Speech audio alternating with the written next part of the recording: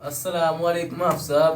اکثر بچوں کو جنات تنگ کرتے ہیں، ان کو دورے پڑتے ہیں اور پڑھنے بھی نہیں دیتے. اور دورہ پڑ جاتا ہے. ان کے گھر والے بہت پریشان ہیں، آپ ان کا حل بتائیں. السلام علیکم ورحمۃ اللہ وبرکاتہ.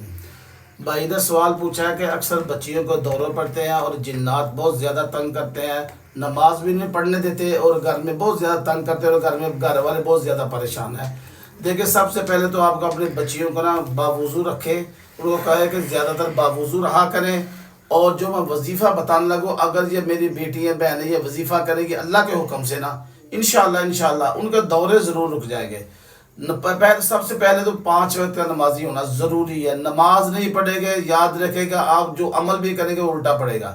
ان کو بولا ہر نماز کے بعد یا اللہ یا حفیظ یا رقیب ایک تسبیح پڑھا کریں، یا اللہ. اس کے بعد 7 مرتبہ افحسبتم انما خلقناکم عبثا وانکم الینا لا ترجعون فتعالی اللہ الملک الحق لا الہ الا هو رب العرش الکریم ومن يدع مع الله الها آخر لا برهان له به فإنما حسابه عند ربه إنه لا يفلح الكافرون وقل رب اغفر وارحم وأنت خير الراحمين.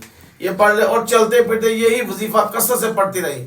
انشاءاللہ 2 یا 3 دن ہی گزریں گے، اللہ کے حکم سے دورے ختم ہو جائیں گے اور اللہ فضل کر دے گا. یہ کثرت سے پڑھے. افحسبتم والی آیت نا سورۃ المؤمنون ہے، آیت نمبر 115 تا 118 ہے.